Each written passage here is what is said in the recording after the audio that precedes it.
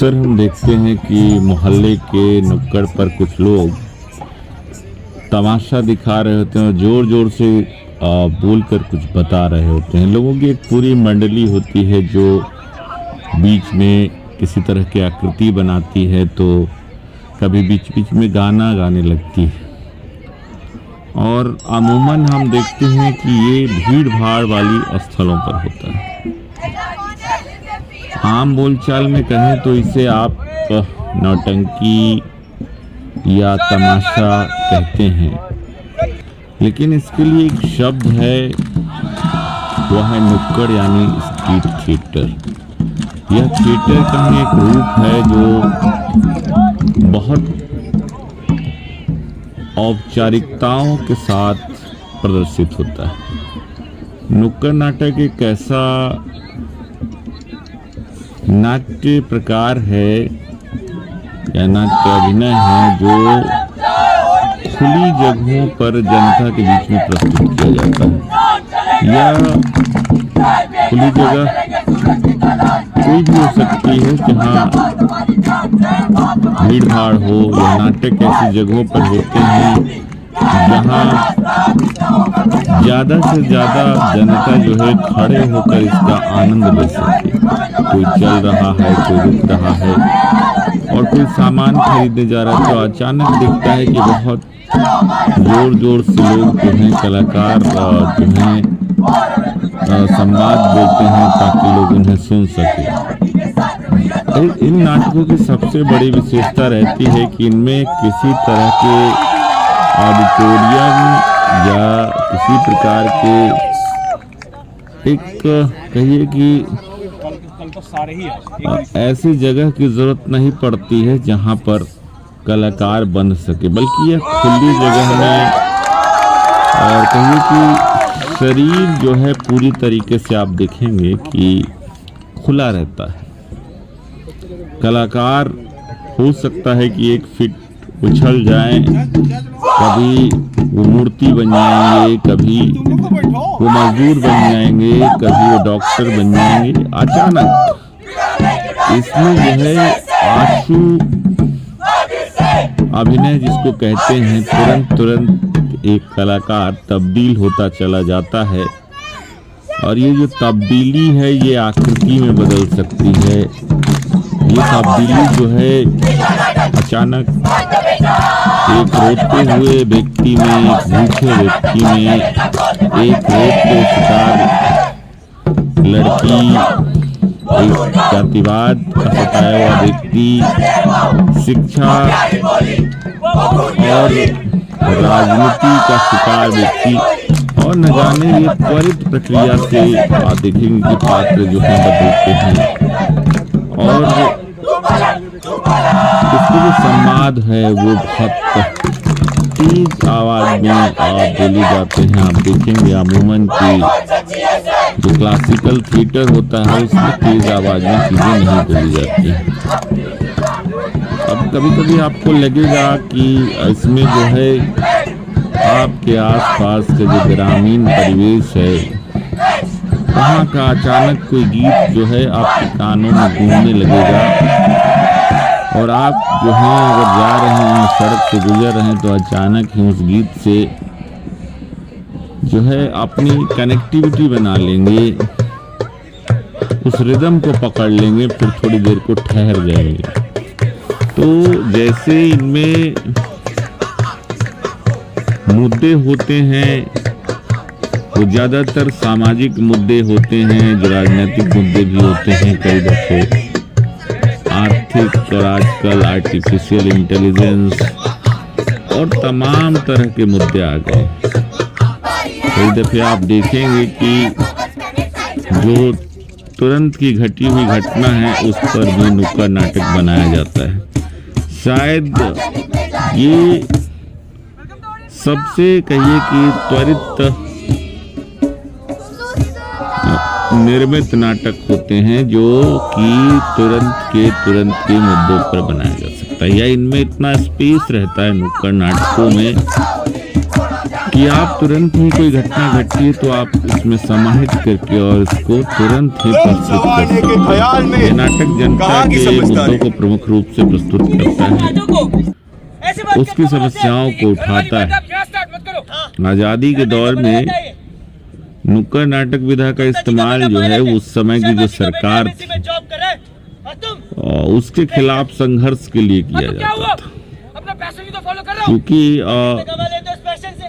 और कोई माध्यम नहीं था गरीबों तक कोई बड़ी डॉक्यूमेंट्री बनाकर अगर बना भी दी जाती तो शायद पहुंचाने का कोई तरीका नहीं था, क्योंकि उस समय टीवी नहीं होते थे लोगों के पास।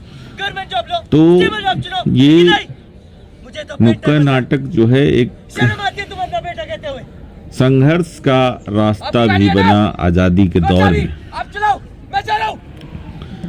नुक्कड़ नाटकों को बढ़ावा और तब मिलता है जब भारतीय जन नाट्य संघ या इंडियन पीपल्स थिएटर एसोसिएशन यानी इप्टा का जन्म होता है। इस संस्था ने ही नुक्कड़ नाटकों को मुख्य धारा में लाने का काम किया। यह कहा जा सकता है कि इप्टा ने बाकी कलाकारों के लिए थिएटर में एक मोटिवेशन का काम किया था। आज भारत में बड़ी संख्या में थिएटर एसोसिएशन, इस वक्त देखेंगे कि आज भारत में बड़ी संख्या में थिएटर एसोसिएशन मौजूद हैं और बहुत सारे क्षेत्रों में काम भी कर रहे हैं। 50-60 के दशक की बात करें तो हबीब तनवीर और उत्पल दत्त, बादल सरकार, सफदर हाशमी वगैरह लोगों ने, बहुत सारे लोगों ने नुक्कड़ नाटक किए और नुक्कड़ नाटकों के जरिए उन्होंने कई बड़े आंदोलन खड़े किए। 70-80 के दशक में नुक्कड़ नाटकों के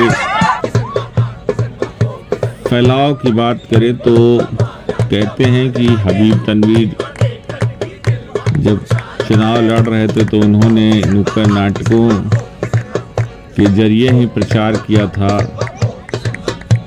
और उस दौर के यानी 70-80 के दशक के जो है जाने माने कलाकार थे उन लोगों ने स्ट्रीट थिएटर मूवमेंट से शुरुआत की थी।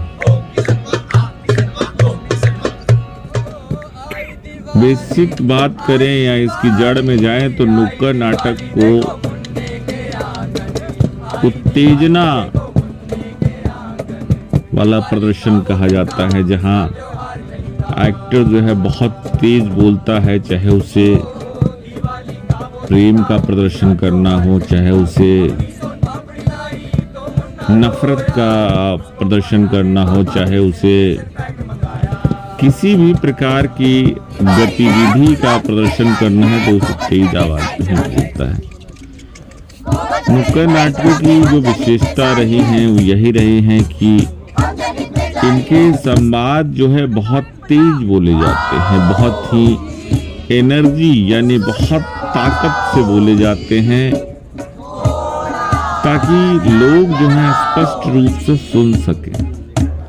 यहाँ वॉइस मॉड्यूलेशन यानी कि जो ध्वनि हमारे गले से निकलती है उसमें उतार चढ़ाव तो रहता है, लेकिन ये बहुत ही बारीकी से नहीं बल्कि तेज बोलना है और तेज बोलकर उस पेस को कैसे बनाए रखना है ये भी देखना है। एक नौटंकी में अक्सर देखते हैं कि ये तरीका अपनाया जाता था, कलाकार तेज आवाज में बोलते थे और गा करके और सभी चीजें जो है संवाद रूप में जो है दर्शकों तक पहुंचाते थे। नुक्कड़ नाटक की बात करें तो इसमें जो है इंफॉर्मेशन बहुत जरूरी, सूचना जितना आप दे पाएंगे नुक्कड़ नाटक को उतना ही बेहतर बना पाएंगे। नुक्कड़ नाटक को जितना इंफॉर्मेटिव रखेंगे, जितना रिसर्चिव रखेंगे और उसको एग्जीक्यूट करने में जितने भी इमेजेस आप क्रिएट करेंगे और चूंकि नुक्कड़ नाटक एक सामूहिक प्रदर्शन से ही संभव है। तो उसमें आप देखेंगे कि प्रत्येक जो कलाकार है उसकी जो ऊर्जा है यानी कि उसके भीतर की जो एनर्जी है वो एक समान होनी चाहिए। कोई आकृति अगर हम बना रहे हैं तो उस आकृति को इस प्रकार से बनाएं कि जो भी एक्टर उस आकृति को बनाने में शामिल हो रहे हैं उनका जो शरीर है, उनके जो फेस है वो एकदम फ्लैटर न हो, बल्कि वो कुछ न कुछ गतिविधि में लिप्त होने चाहिए। ब्लैंक नहीं होना चाहिए किसी को भी। तो ऐसे नुक्कड़ नाटकों के जरिए जो है आप कई महत्वपूर्ण समस्याओं को उठा पाएंगे। 80 के दशक में मथुरा रेप केस, जिसके विरोध में रेप के बड़े कानून बनाए गए, के पक्ष में जगह जगह जो है नाटक हुए।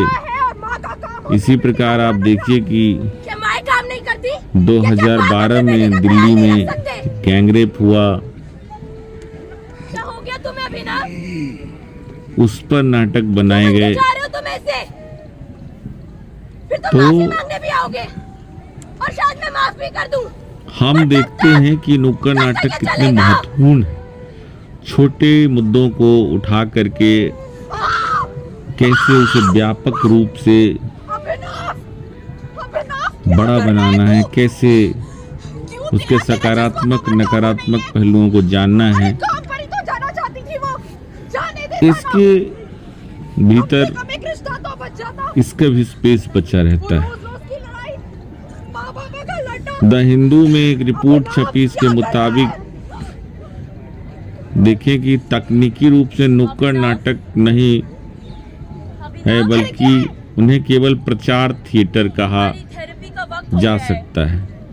जब बहुराष्ट्रीय कंपनियां अपने उत्पादों को विज्ञापन करने के लिए इसका इस्तेमाल करती हैं तो यह विज्ञापन और रोड शो से ज्यादा कुछ नहीं है। हालांकि यह नुक्कड़ नाटक को ज्यादा प्रभावित नहीं करता क्योंकि लोग अंतर देख सकते हैं।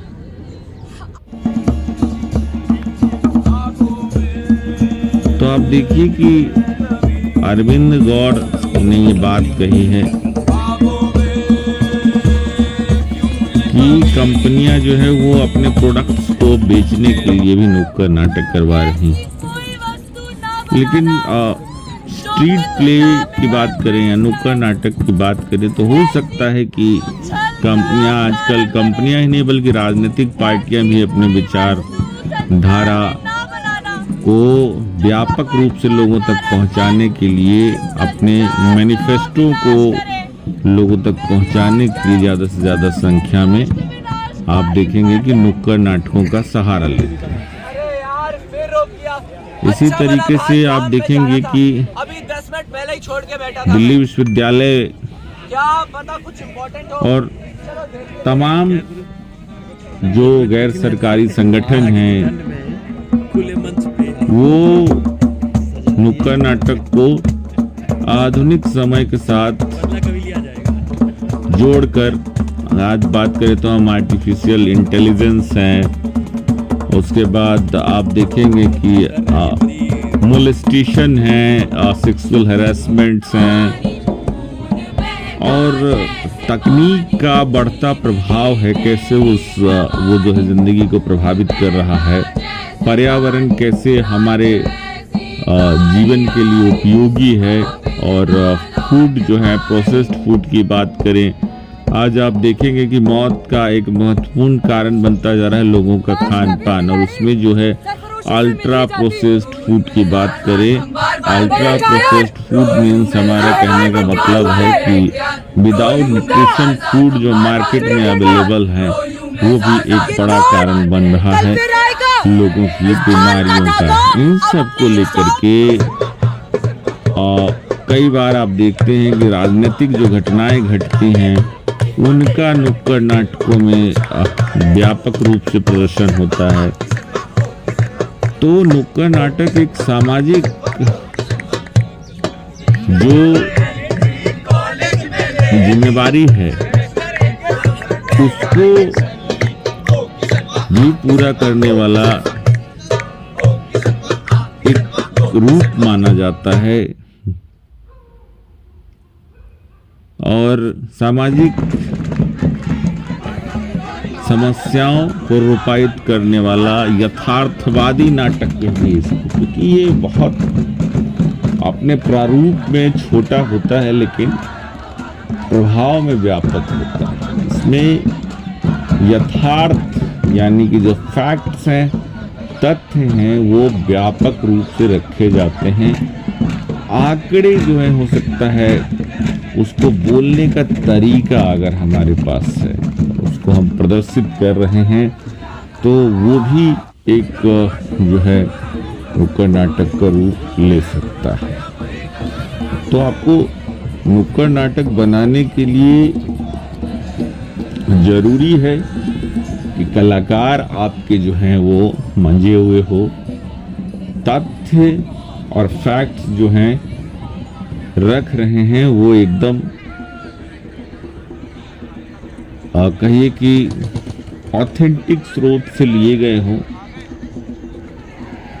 जो कलाकार हैं उनकी एनर्जी लेवल डाउन नहीं होनी चाहिए।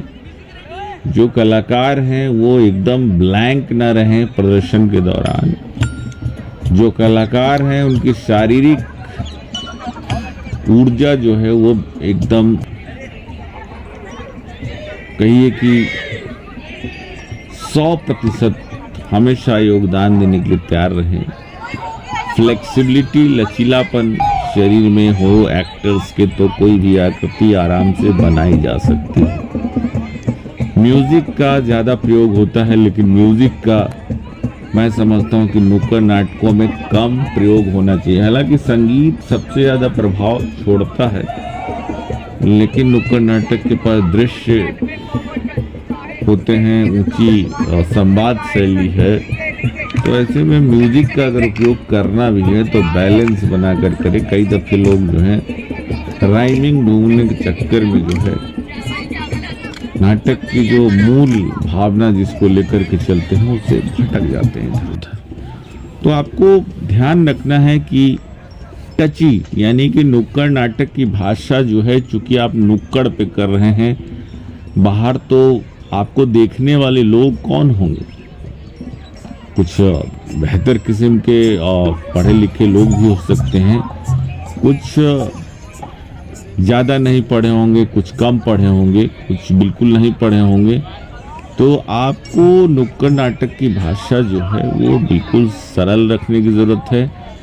आपको नुक्कड़ नाटकों की जो पूरी शैली और प्रस्तुति है वो ऐसे रखना है जिससे कि जन